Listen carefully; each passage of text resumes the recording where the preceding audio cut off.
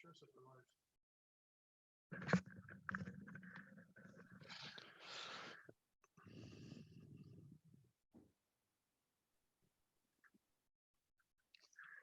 Okay, looks like we're live. So yeah, you can wave to people, Padmasagara, they'll see you wave. Felt like the Queen. So maybe we'll give it another minute or two to let people join before we get started.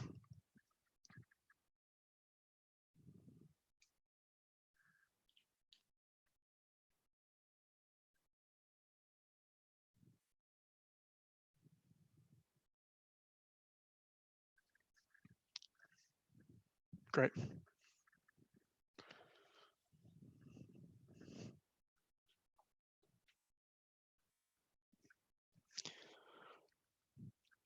Now.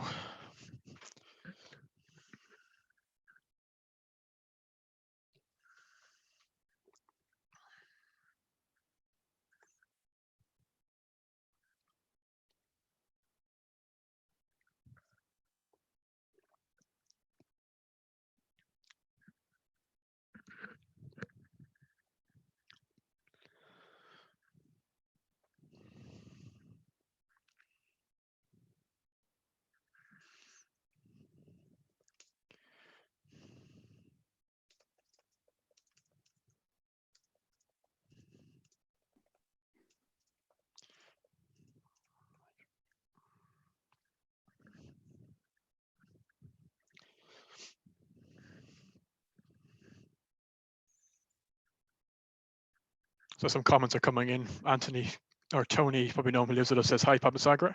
Oh, a lady called Amy Mallon says, thanks so much for the talk tonight.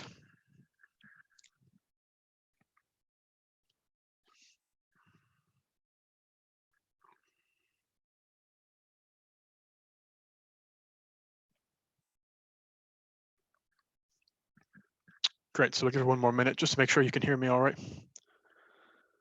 Good.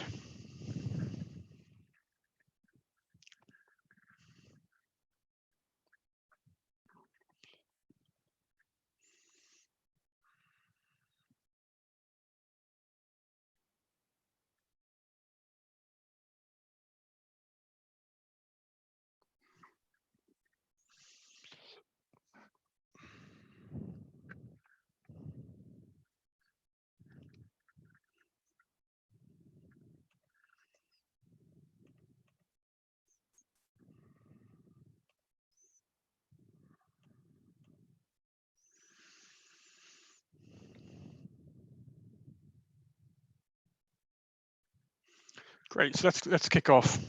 Right. So welcome everybody to the first in our Buddhist and Conversation series.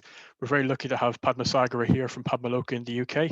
And I'll introduce him very briefly afterwards. So what the structure for the program is going to be is that we're going to do a 20-minute guided meditation, which Padmasagara is going to lead.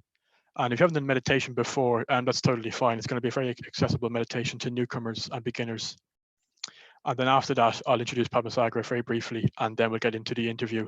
So maybe to set yourself up for meditation, just get comfortable in whatever way that works for you. And then Padmasagara will start us in the meditation when he's ready. Over to you. Yeah. Well, while you're getting comfortable, I'll just say a few words myself. So as Daniel said, if you're new to meditation, this will be accessible to people who are new to meditation.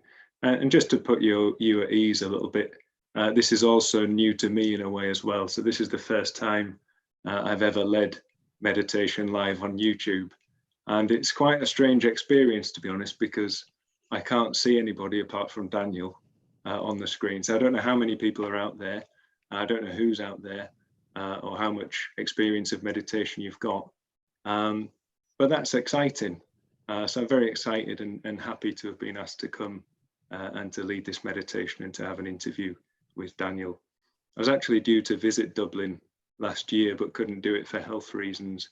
So now it feels like Dublin is visiting me and possibly people from other places as well. So really pleased to be sat here doing this tonight. So in terms of the meditation, I think I'm just going to follow three basic principles, which I think are actually a good set of principles, whether you're new to meditation or whether you're a regular meditator. Just 3 principles or fundamentals to bear in mind. So first of all, we're just going to keep it really simple. So meditation is simple in essence. It's about being fully here and alive to what is and awake to what is. It's hard to do that, but in principle, it is simple.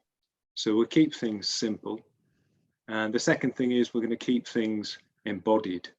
So often we can think of our body in meditation as just being a bit of a lump that is just sat here while our mind does something, but actually it's not like that. The body is really, really crucial to meditation. The body is your gateway, if you like, or it's your portal into something more real, into something more vivid.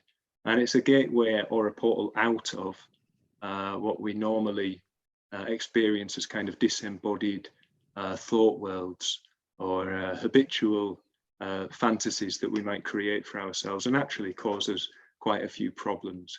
So by coming down into the body, sinking the mind into the body, we're actually exiting those disembodied thought worlds, coming into what actually is there. So we'll keep it simple, we'll keep it embodied, and thirdly, we're going to explore the aliveness of our experience. So that means we're going to explore our energies and our energetic experience. So the body, there's all kinds of things going on in the body, in the mind.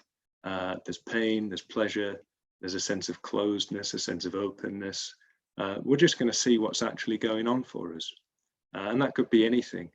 And whatever it is, that's what it is. And that's going to be our starting point in the meditation. So from tuning into that sense of aliveness, we're going to start becoming aware of the breath, and we're going to explore fundamentally what it is to be alive in this moment together, wherever we are, and connecting together in this way.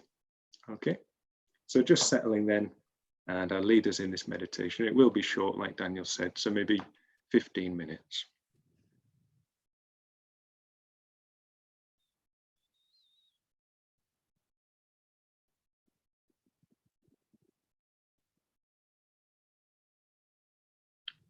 So just settling into your posture, however you're sat. The most important thing is to be sat comfortably in a position in which you can really relax, position in which you're not having to hold anything anywhere or tense anything up.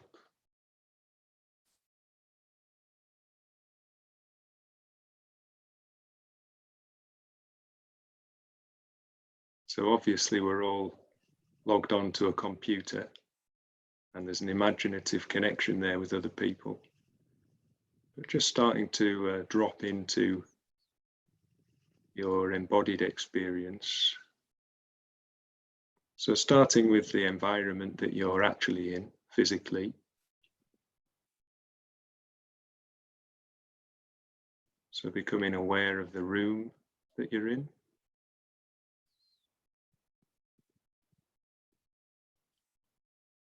And the sounds that you can hear in the room or beyond the walls of the room.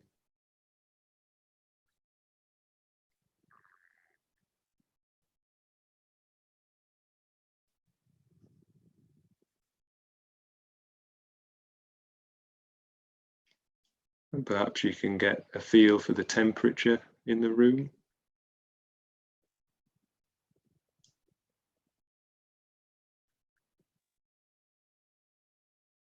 Can you feel the air on your face?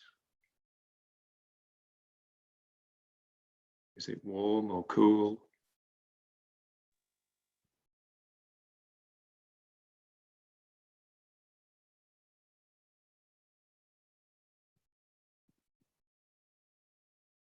And just staying with the sensations on the face, on the skin of the face.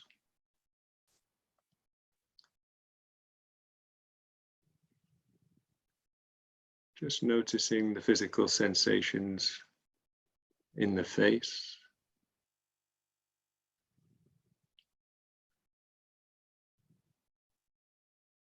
So relaxing the forehead, all the muscles around the eyes.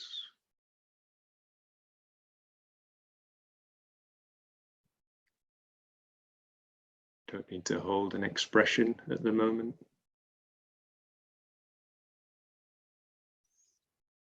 So just letting the face relax.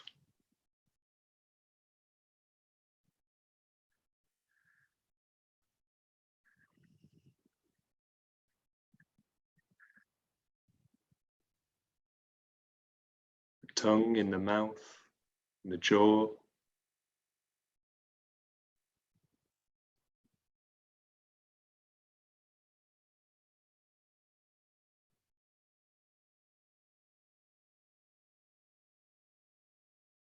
So just bringing awareness to these areas.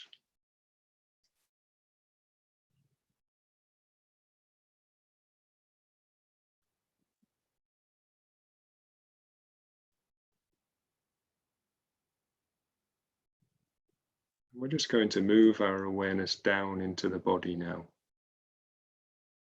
So often we experience our awareness as being up in the head. But just allow that awareness to move down. So it might be that you slowly move down through the body.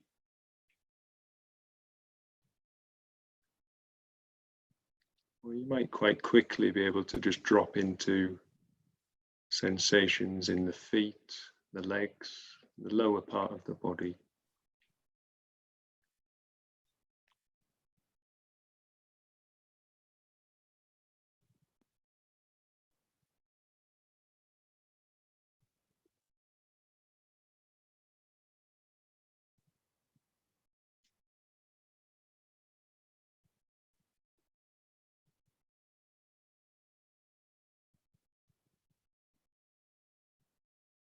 So all of us now just getting a sense of the sensations where the body meets the ground, or your seat.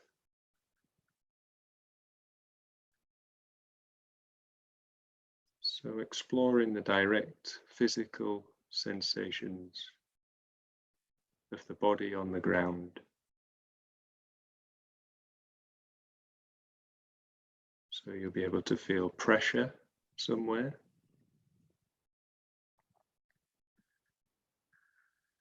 The weight of the body.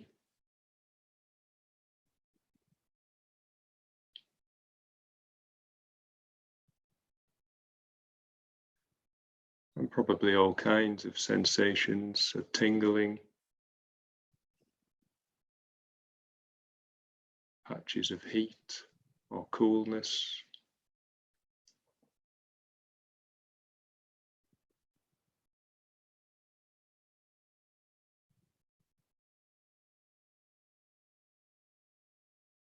So dropping out of thinking, dropping out of images of the body, and into these direct physical sensations.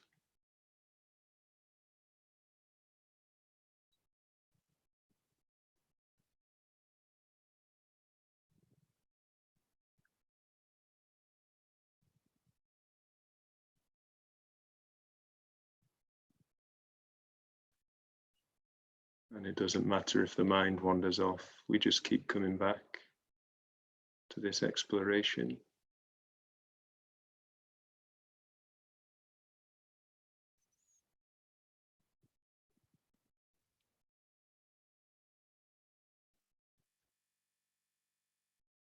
Rooting our minds in the body.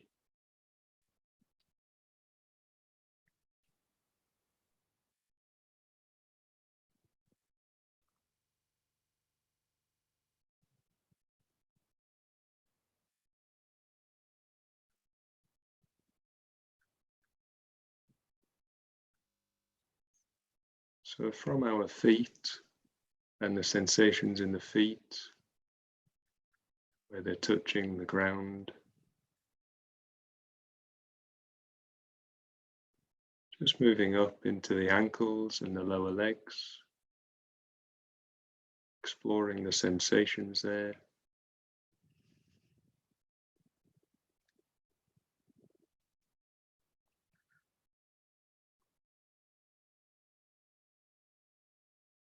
The knees and the upper legs.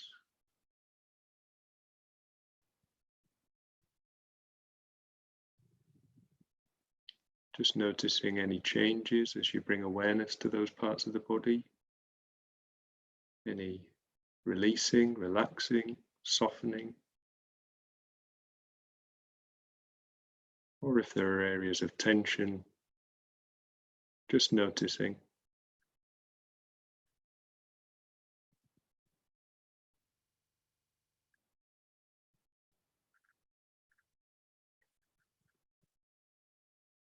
And aware of the sitting bones, the contact between them and the feet, the chair.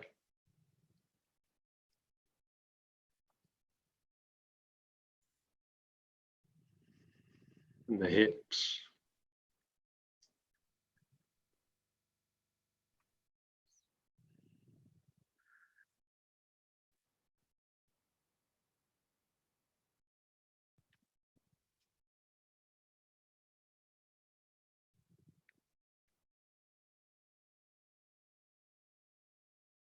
Hopefully now we've got a bit more of a sense of presence, being present in the body.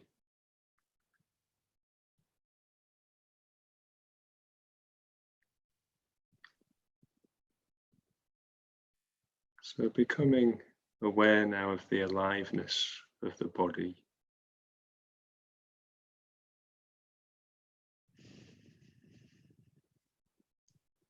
So even though it's still, be able to feel movement in the body, whether it's sensations coming and going, tingling. The most obvious thing that's moving is the breath coming and going. So just noticing where you can feel the breath in the body.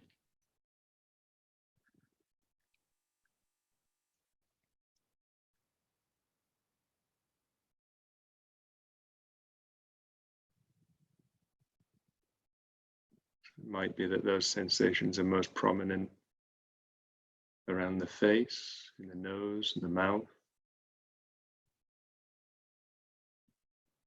or in the chest, as the lungs expand and empty.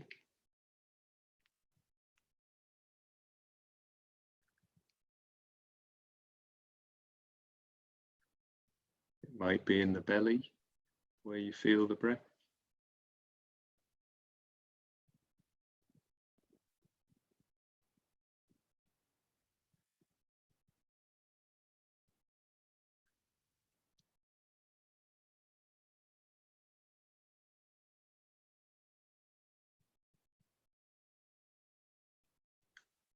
You can notice the length of the breath.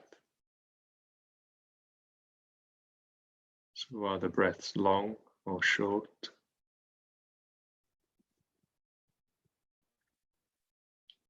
Does that change from one breath to the next?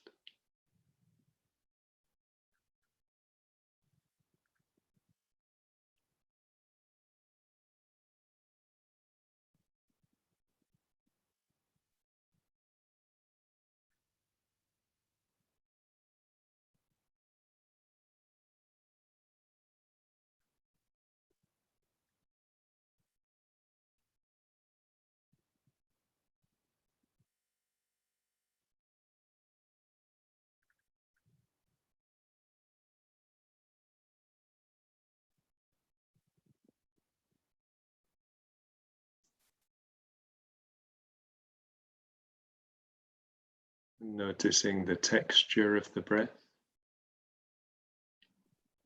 So does the breath feel smooth, soft,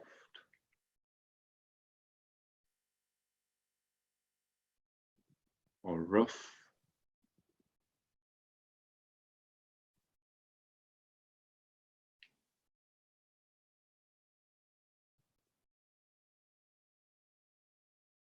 Just noticing the qualities of the breath.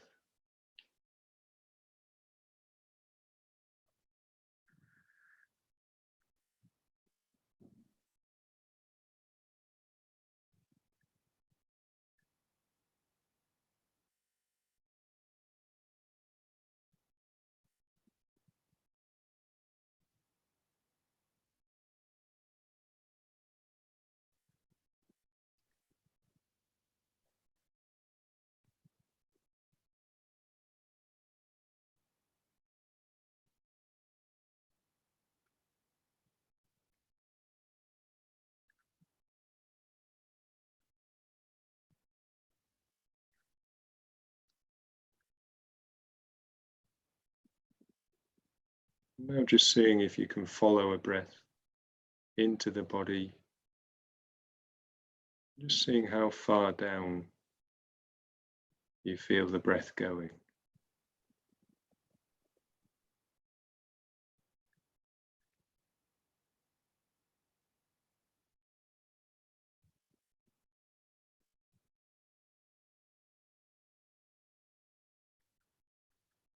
It's relatively easy to feel the breath in the head as it comes in the nose, the mouth.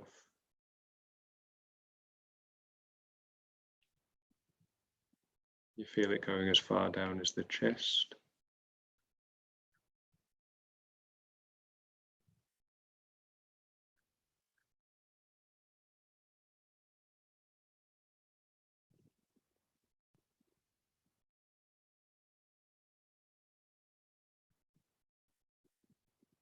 And just noticing how bringing awareness to that changes the breath. So maybe if the breath goes as far down as the chest, as you bring awareness to that, does it just drop a little further down on the next breath?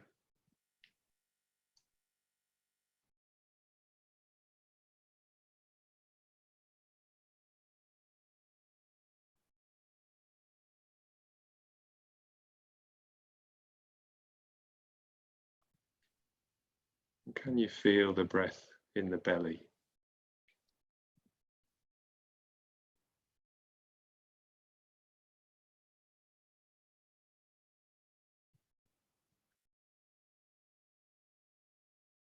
And it's okay if you can't, but just bring awareness now to the belly and that area.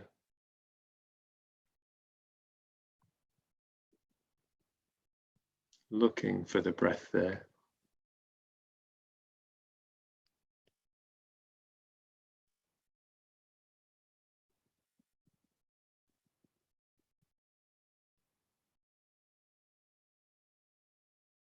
So noticing any subtle movements in the belly with the breath.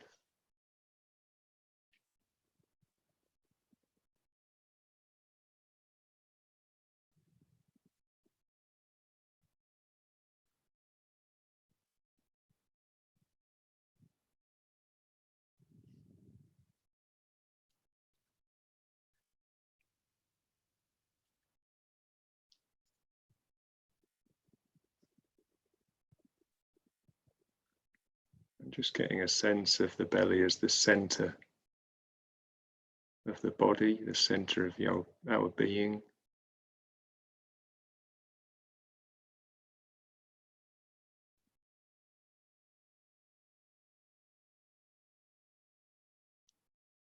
Stray thoughts can come and go. We can just drop down into this belly space.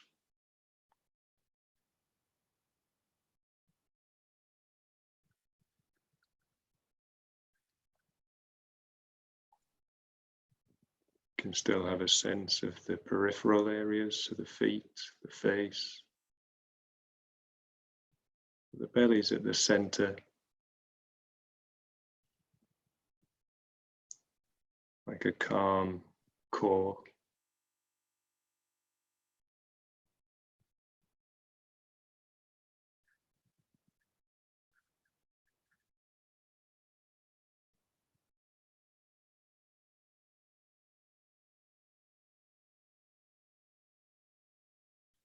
And there's a Zen saying that when the dragon's underwater, it can't do any damage.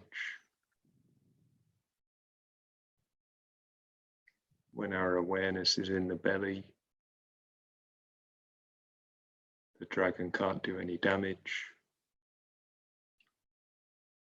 We've dropped out of those thought worlds, those fantasies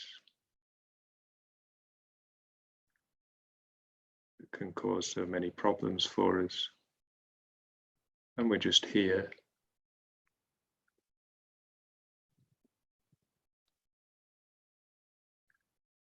Embodied, more alive.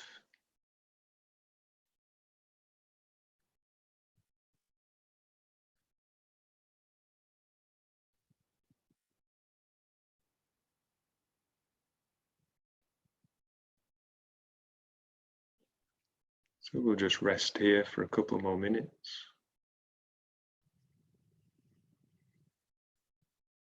Just observing the breath, the sensations.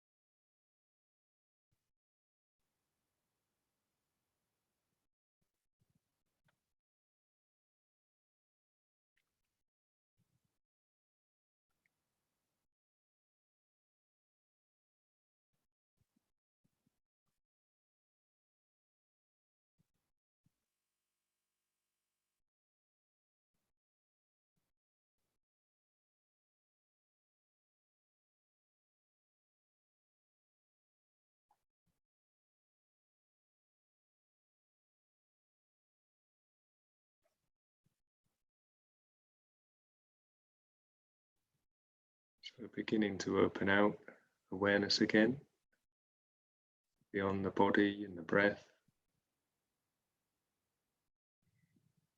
Aware of the room that you're in.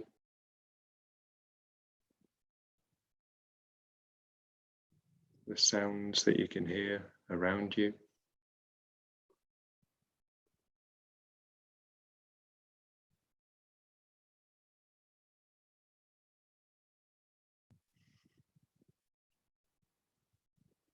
And just becoming aware imaginatively of the other people doing this with you at this moment.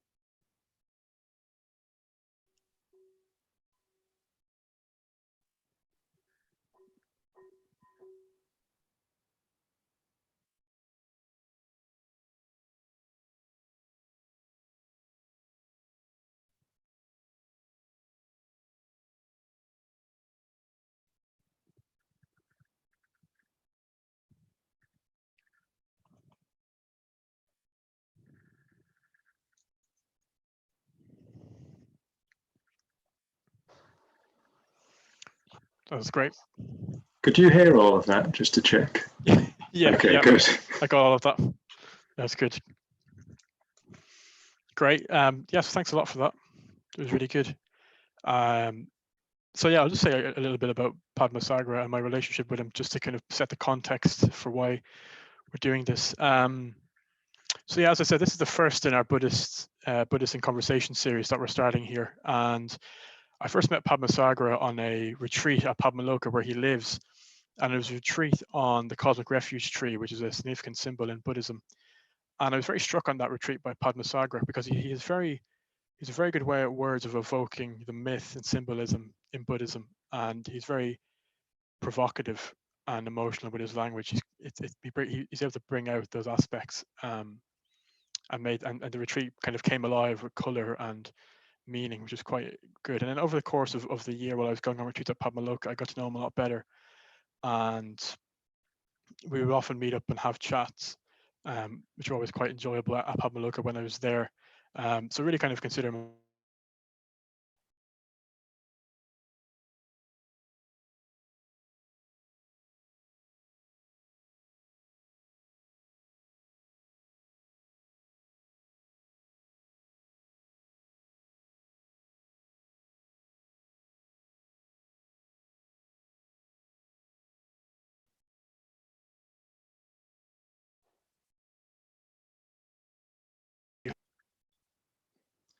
I lost you there, Daniel, but you're back now.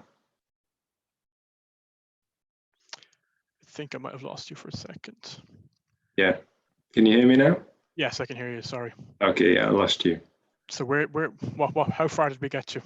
You were saying you consider me, you got to know me better, and then you consider me. Oh yes. So I said you consider you a close friend and teacher. So yeah, so maybe we'll start there. So maybe you could tell us, but how are you? Where are you?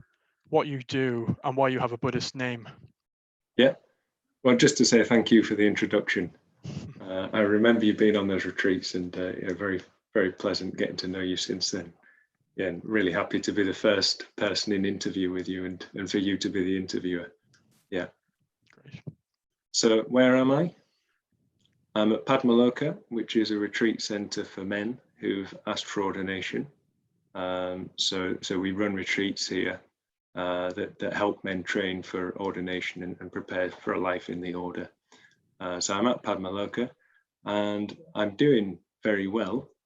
We're closed at the moment. We're not running retreats, but we've got a program running. So we're basically living more of a monastic life at the moment.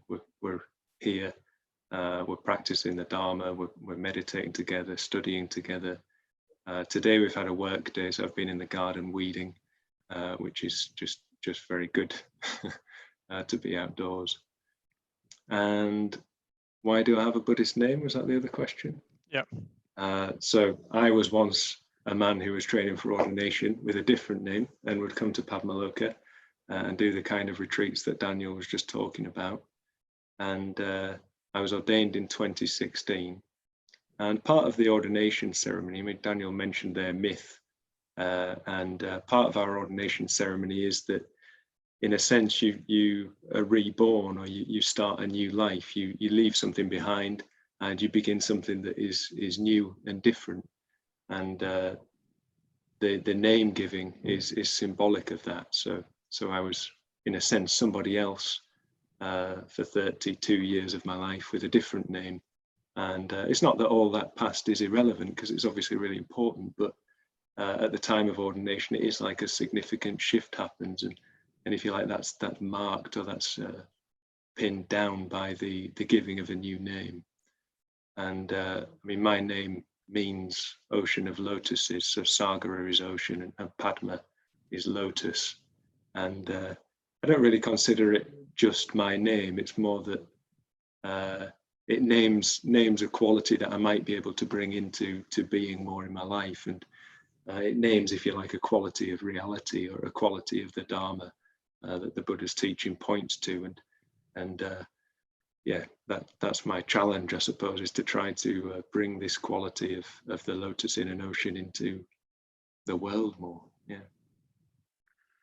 Oh, good. And I guess living in a place like Padmasagara, the lotus realm, I wonder, living in those conditions, that might help you quite a lot in trying to fulfill the meaning of your name in some ways. Yeah. I mean, it's interesting. The way I interpret the name is that it's definitely plural. So it's ocean of lotuses, and that suggests an abundance, doesn't it, and a plurality. And I think the one of the most striking features about living in a retreat center is that you are intimately connected with many people. So not just the other 16, 17 people that live here, but also all the guys that come on retreat. We've got a retreat every couple of weeks, and you could have an influx of 50 people, and you're in relationship with them.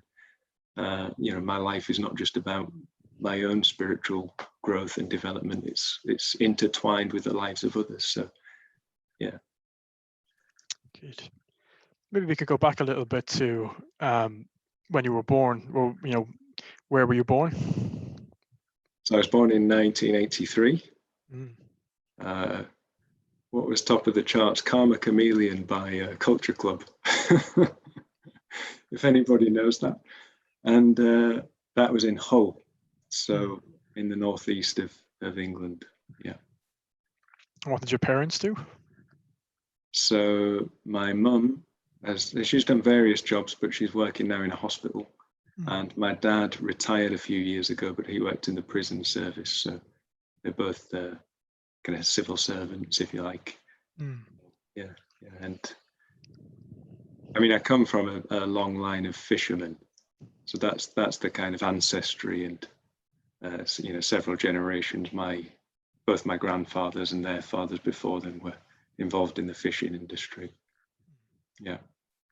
And you were an only child? No, I've got a brother. Mm. Yeah, he's 3 years older than me, and he's married with a couple of kids. Okay. Yeah, so I've been enjoying getting pictures and videos of them during the lockdown, doing all kinds of fun things. And do you remember what you were like as a kid? Did you have any connection with the kind of spiritual life, or had you any interests at that when you were a kid? I went to Sunday school, but I wouldn't say I had any kind of religious inclination.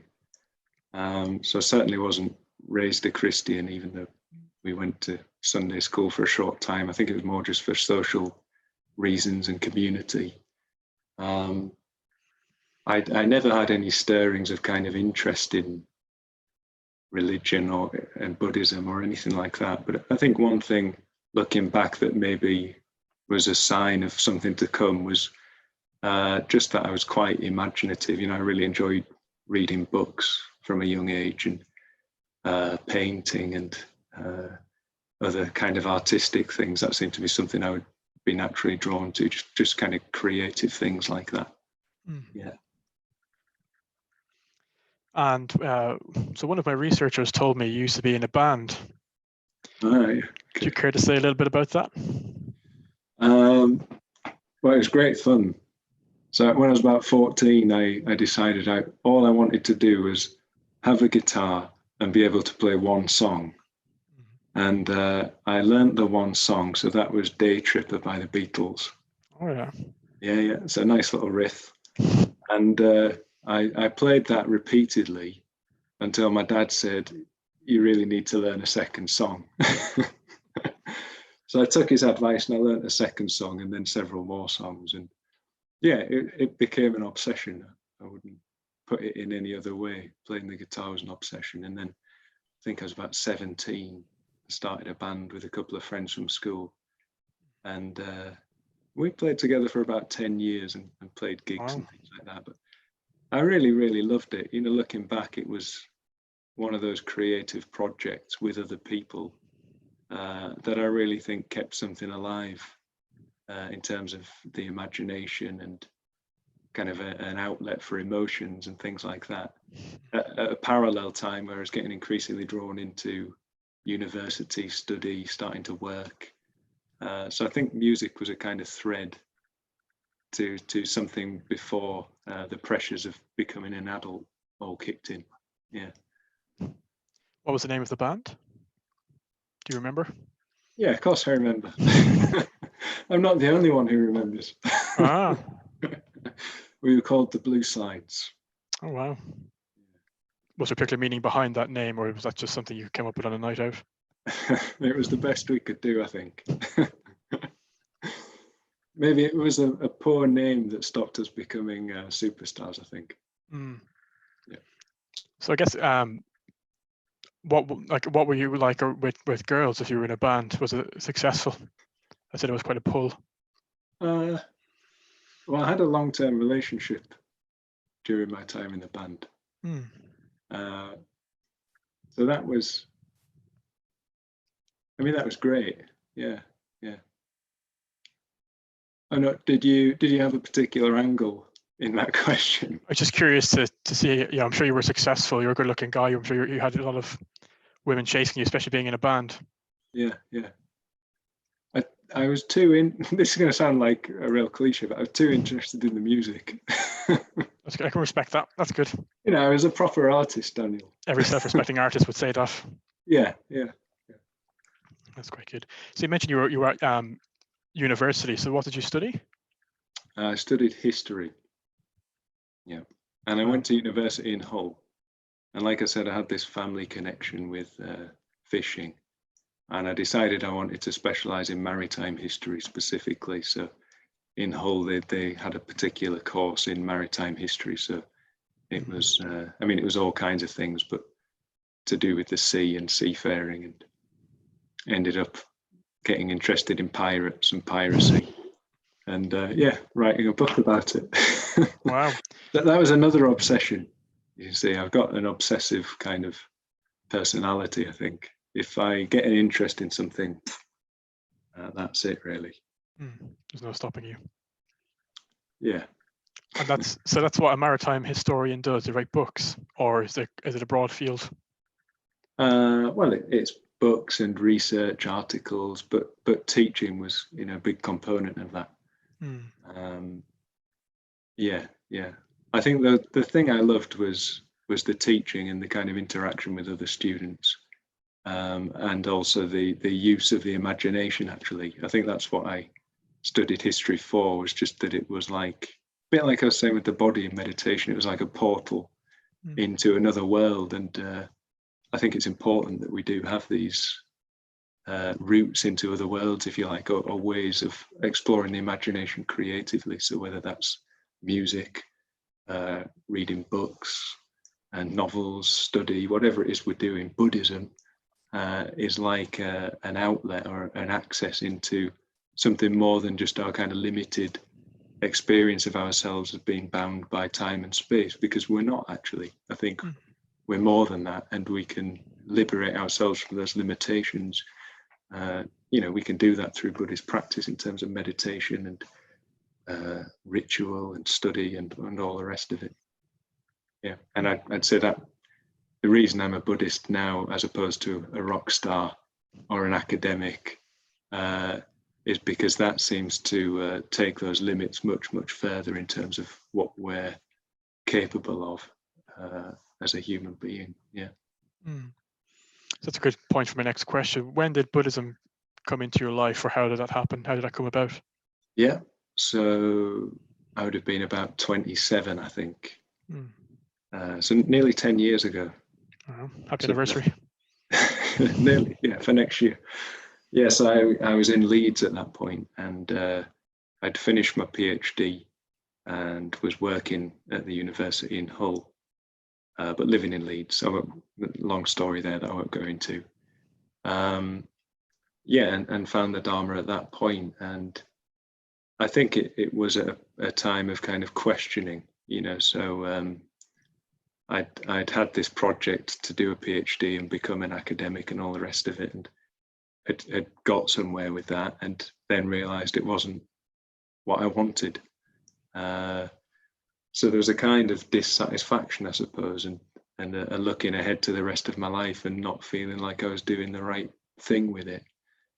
And I can remember as well starting to realize my own mortality more, and that life was finite, and would I be satisfied on my deathbed with the life I'd been living and the things I'd been doing? And I couldn't say yes to that question, and that was a shock, actually. And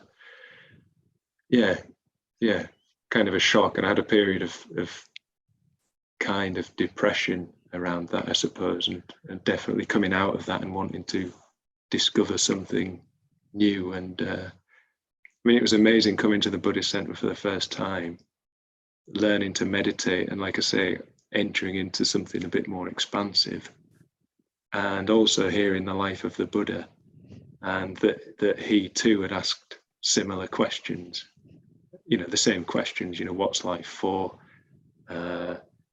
If it's finite, what's the best thing to do with one's life? And it was a great comfort and relief that somebody else had asked those questions and seemingly found answers that were applicable to everybody. And I was just really keen at that point to again plunge in and explore all that more fully. Yeah, that's great. And how did your family and friends take it when you kind of started getting more involved? I think positively. I've always had, my parents have always been really supportive of all those things I've done, and I think as long as I'm happy, they're happy. That's been their kind of mantra, if you like. So they were fine. I mentioned I have a brother, and he's very supportive, calls me Padmasagara and all the rest of it. It's interesting that our lives were fairly similar when I discovered the Dharma, and then in the years since that, as I said, he's got married and had a couple of kids, and I've left a job, split up with a girlfriend, moved to a retreat center. So our lives have gone in different kind of directions. But I mean, we're close brothers, so I think there's a richness to our connection and brotherhood through leading different kind of lives. Yeah, I think on friendship, I mean, I definitely remember a period of making new friends within the Sangha and within a Buddhist context, and my friendships prior to that had been based around things like going to the pub, and I didn't want to do that anymore. So there was a kind of transition period, I think, of kind of making new friends, losing contact with old friends, but then further down the line, re-establishing those friendships and feeling confident enough to be able to do that without necessarily having to do the things I'd always been doing. Yeah. That was your first encounter with Buddhism through the Triratna community? Yes, sort of. Yeah. So I say sort of because I'd read a book about Buddhism by Stephen Batchelor called Buddhism Without Beliefs, which appealed to me because I didn't, as I said, didn't feel like I had a religious inclination.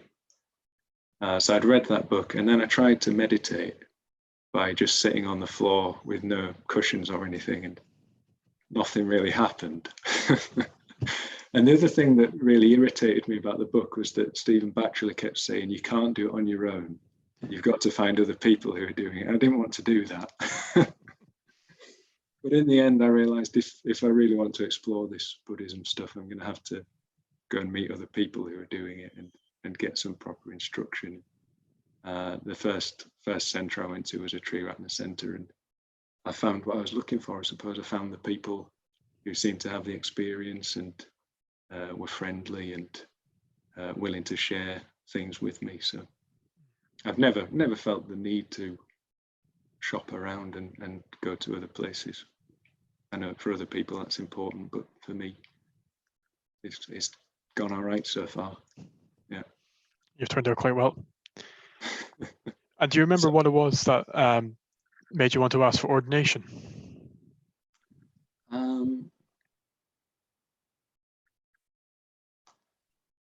I think I knew quite early on, actually. It's funny, when I asked for ordination, it was an interesting discussion. It was with an older member called Samanata, who's a really dear friend. And I said to him, Samanata, I'm thinking I might ask for ordination. And he said, okay, so what's stopping you ask for ordination? I said, well, nothing. He said, so are you asking for ordination? And I said, yeah. So I think for me, it was more of a case of, I can really see that there's something in the Buddha's teaching. I can really see that it's embodied within this particular Sangha. And I really want to continue exploring that, and to do that I need a lot of help. And ordination and the ordination training is going to offer that. So it was more a case of just seeing that actually it was okay to ask for ordination fairly soon in my having encountered the Dharma. Yeah. And then you went and you got ordained. I did. And how has that been since? What was it like coming back when you had a new name and I guess a new kind of way of living, or you wanted to embody that? Do you remember what that was like? Yeah. I mean, it is strange because the ordination course is a 4-month retreat in Spain in the mountains, and you're completely cut off from the world, really. So no contact at all with anybody other than those people who are there with you. And for me, it was 20 other men, me included in that 20. And coming back, having had that experience was quite strange. But it was so positive. Like it was the first time I'd lived in a community of people who were just completely immersed in exploring Buddhism, and also going through that mythic process of being ordained. So I came back with a very strong sense of just wanting to live that out more fully, live out that vision that I'd had up the mountain more fully. Wasn't necessarily easy to readjust because you've been through something quite profound, and then you come back and people don't really know anything about that. I mean, friendships were really important to me within the Sangha, because there were people there who had been through that and understood that, or at least had the context in which to understand that. So I think, to anyone who's about to go, I think James is perhaps watching, and Declan and Kevin and maybe others. I think on arrival back, friendship is really important and vital, just to help with that transition process. Yeah. I'm curious about some of your interests. So, like, what kind of music do you like? Yeah, all sorts. Yeah. Anything particular at the minute? Well, at the moment, I've been listening to, this is quite obscure, but kind of Latin American folk music from, say, the 1950s and 60s. It's partly because I'm trying to improve my Spanish, and listening to music with Spanish lyrics helps. But I don't know, I'm particularly drawn to, I suppose, folk music and roots music, where it feels like the songs are coming out of a particular culture. They've not been created for commercial reasons. They're just an expression of a culture. Yeah. I'm also, talking about myth again, and our sense of wanting to liberate ourselves from ordinariness and the humdrum. I've always been drawn to kind of Latin America, and I said I've been studying piracy. Well, it was piracy in the Caribbean and Latin America in particular, and I traveled there just before I discovered Buddhism. I went traveling and spent time there. So it's the music that comes out of that whole myth, if you like, and other world. There's a British painter, Howard Hodgson. Howard Hodgson, yeah, I think so. Yeah. And he talks about everybody having somewhere else, and for him it was India, and a lot of his paintings are inspired by his time in India. They're just big, vivid blocks of color, really, really amazing. But I like that expression that everybody has a somewhere else, and I think for me it's probably Latin America. Yeah. It sounds like myth plays a big part in your life and part of your practice. And is there a sort of figures in Buddhism or outside that kind of you put that myth with, or kind of embody that myth for you? Did you say within Buddhism? Or yeah, within or outside Buddhism? Yeah. I think myth does play an important part in my life, and it's myth in the sense of something being more true. It's not like something fantastical or just made up. It's like we can't explain things, can we? We can't explain what's going on in our lives, really. We can have ideas and we can have useful frameworks, but ultimately life is a mystery. And sometimes we respond to things, don't we, like an image or a particular painting, a piece of music, and there's something in us that, for whatever reason, it triggers, and there's a particular energy that's activated. And that's true for everybody, everywhere. That's a human characteristic. So I think it is really important. I think for myself, those responses are going on all the time, and it's not always Buddhist. So it is things like places and music and people. I think within Buddhism, I think the things I've responded to most are the historical Buddha, obviously. Like I said, coming to the Buddhist center for the first time and realizing, oh, he's asked the same questions as me and he's found the answer. It's like suddenly Buddhism wasn't just theory and a set of ideas and teachings. It was actually about a person, and a person just like me, and a person I could emulate. So I think the historical Buddha would be the root of that, if you like, the root of that personal connection with Buddhism. But then our own teacher, so Sangharakshita, who founded Triratna. Here on the shrine behind me. Yeah, picture there. So just reading his memoirs and speaking to people who knew him, I suppose it's helpful, isn't it? The Buddha's great, but it's 2,500 years ago in ancient India, a completely foreign culture, but then to have somebody closer to my time, if you like, and my own culture, who has lived a very full Buddhist life, being able to connect with Sangharakshita during his life made me see that it was possible for me to live like that, you know. So I think the two of them together have been particularly important. And I suppose lastly, if I've got time. Yeah, totally. Yeah, lastly, I mean, you probably, people watching might be aware, you see all different types of Buddhas and Buddha figures, different colors, doing different things with their hands. And for me, I've always responded to the red Buddha, Amitabha, whose name means infinite light. And there was something about, thinking of the Buddha and the Buddha's enlightenment as something infinite that again just opened everything up and gave me a taste or a sense for a liberation that's not just constrained within kind of the material world and limited to things like time and space. Yeah. Oh, that's great. And I guess I'm thinking about people who are watching. So obviously we're in this lockdown worldwide. And do you think what teachings does Buddhism have that can offer people some sort of meaning or comfort, or is there a particular teaching you think is quite important for the situation we're in, besides all of them? Yeah, well, that's what comes to mind at first.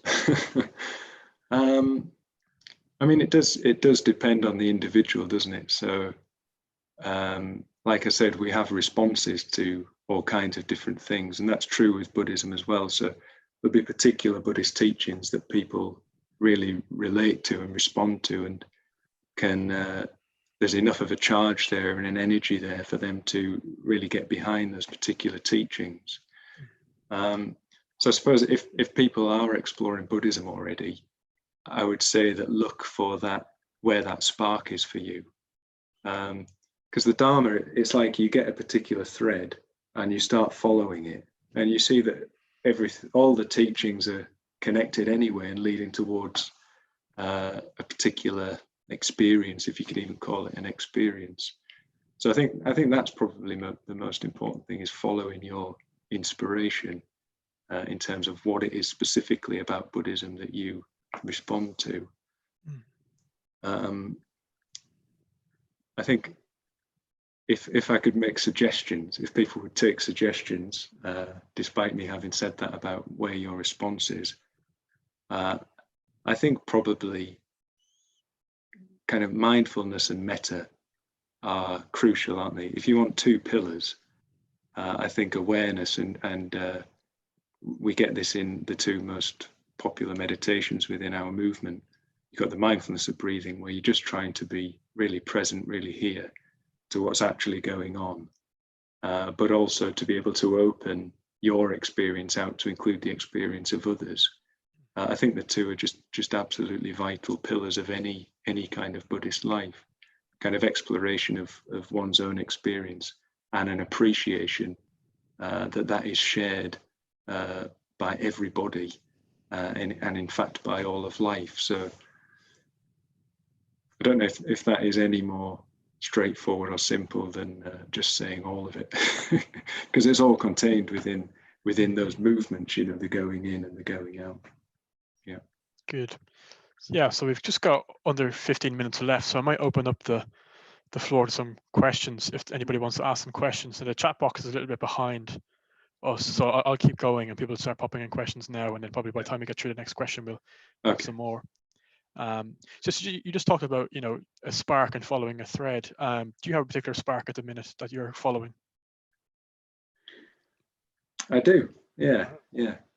So I've been reading a book about a Japanese Buddhist called Shinran, and I mean, I won't go into a lot of detail, but Shinran, he had a particular approach, I suppose, to Buddhist practice, which was very much about surrendering in a positive sense, but just abandoning one's own selfish desires and will, to something higher, to use that language. So seeing that we can make an effort, we can practice, we can do all these different kinds of practices, but at some point there has to be a kind of letting go into our own effort, and a kind of an appreciation that it's not just by our own effort that things change and things happen and that things grow and develop. So it's a bit like, to use an analogy, it's a bit like, I've been doing some gardening today, so this is an appropriate one. It's a bit like planting a bulb in the ground, and you're preparing the conditions for it, the soil, the water, and all the rest of it. But you can't forcibly make that flower grow out of it. So Shinran seemed particularly able to emphasize or see the importance of that capacity to be able to let go and allow things to grow and to flourish kind of their own accord. So I'd say that that's a particular thread of inspiration, just exploring more his particular approach. Yeah, I mean, he's quite controversial as well in his time, and I like that too, you know, a bit of a rebel. Yeah, that's quite good. Actually, we have a question just come in from Kevin. What has been the most difficult thing about living out the spiritual life, and how have you dealt with that difficulty? Well, I think it sort of follows on from what I was just saying about Shinran. Like I said, I've got this how did I put it before, like obsessive trend or tendency, I suppose, to fixate on something and really give it my all. And that, you know, that's been quite good in my life. You know, I've done things and done some things quite well. And I've done that with Buddhism as well. So I've really thrown myself in, and no regrets there. I think I had to do that because that's what I'm like, but also it's been really positive and beneficial. But the difficulty for me is just holding too tightly to that, to the point where it undermines the effort that I'm making. So, I mean, there's a sutta in the Pali Canon where the Buddha teaches Sona to neither be too slack or too tight in his efforts in the spiritual life. He's a bit like me in that he makes too much effort, but he plays the lute. So the Buddha tells him that when you're playing the lute, you don't do the strings too slack and you don't do them too tight either. And you've got to have them perfectly tuned. And I think one of the biggest challenges for me has been tuning my spiritual life. Yeah. And you consider yourself a bit of a rebel, like Shinran? Not really. Maybe that's why I like it. Maybe there's an inner rebel that still needs to be explored and brought out. Watch out. Another question in from Amy, who says she's curious if there are many training centers like Padmaloka that we have in Triratna, and is there many women retreat centers? Yeah. I think there's probably more women retreat centers than men's. So the women definitely have a ordination training center called Triratnaloka, which is in Wales, and they're currently running some online study for women who've asked for ordination. So there's definitely that, and there's Tara Loka, which is a women's retreat center, and then of course there's Adhisthana. So we have the practice of doing things in single-sex groupings, but we also have the practice of doing things in mixed situations. So Adhisthana runs lots of retreats for men and women. There's Vajraloka, a meditation retreat center that runs retreats for men and women. Yeah, there are loads, aren't there? Hope they're paying you for sponsorship. There's Padmaloka as well, of course. Yeah. Did you become a mitra before you asked for ordination? Yeah. I think maybe a few months before I asked for ordination. Yeah. And that was great. You know, becoming a mitra was, it's one of those moments. I still have cards that people sent me at that time, and I just remember it really fondly that it did feel like I kind of stepped into a community. I was welcomed into a community and taken really seriously. And I think mean, I was not under 25, but I was still quite young, Mm. at least relative to most of the other people that were there. Yeah. But nobody kind of held that against me or thought that I wasn't serious because I was younger than most people coming along. Mm. Yeah. Maybe just for some of our viewers who don't know what a mitra is, you could just say something very briefly about it. Yeah. So mitra means friend, and people can ask to become a mitra within our community. I think the recommendation is maybe that you've been coming along for about 6 months, but I don't think there are hard and fast rules. But it's just a way in which you can step more fully into your exploration of the Dharma. Yeah.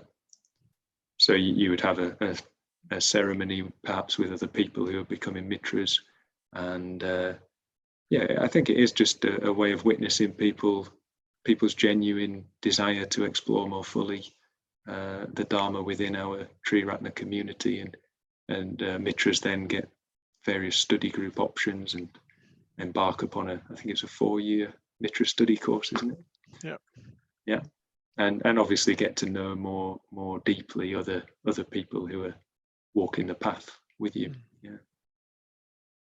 Do you have any particular favorite teachings from the Buddhist tradition that you always kind of go back to for inspiration, or that always spark you off?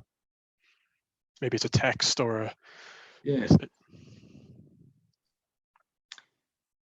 I think in terms of a particular practices, just to start there, I think meditation for me is a really important part of the spiritual life. And I mean, people have different relationships with meditation, but personally, I've always found a kind of deep source of inspiration there. I'm an introvert, and I like withdrawing and figuratively speaking, going off into the jungle and spending some time alone and really dropping into a kind of depth. And I find I can do that through meditation. So there's that, but also in contrast, friendship. And I mean, that sounds like it could be superficial. Well, it's just, hanging out with your mates who are into Buddhism, but I think it's really, really deep practice, spiritual friendship. And I mean, I said before, didn't I, about those two trends of coming in and going out. The going out finds its, for me, its fullest expression in actual relationships with other people and friendships with other people. So I think without meditation and friendship, my spiritual life starts to have less of a solid foundation beneath it. I know if I haven't meditated enough for a while, or haven't had enough contact with friends for a while, things are starting to get a bit wobbly. Another question that's come in from Declan that says, "Hey Padmasagara, great to hear from you. My question is, come visit us in Dublin soon." That's not a question, is it? No, certainly not. But we'll allow it because it's Declan. And then Tony asks, how can Dharma practitioners respond to the challenges brought up by COVID-19? Yeah. I mean, that's similar to the other question, isn't it, about what practices people could do. What did I say? I answered that question. It was finding where the inspiration was, wasn't it? And, what particular practices you find helpful. But I think, just following on from what I've just said about my own sources of inspiration, I think another thing people could do is make sure they keep up a meditation practice, and drop below the level of kind of mental chatter and habitual chatter. And that might be particularly busy at the moment, just because of the seriousness of the situation, all the inputs in terms of news feeds and things like that. I mean, it's important we know what's going on, but there is a limit to how much stimulation we can actually handle and how much news is good for us. So probably just being careful about those inputs, and keeping up a meditation practice where you can withdraw from that, and as much as you can, staying in connection with people. So whether that's particular friends that you know well, or whether it's just logging into a Sangha night or live YouTube session like this, just a way of staying in contact with other people who share your interest in Buddhism. Good. And I think this will be the last question.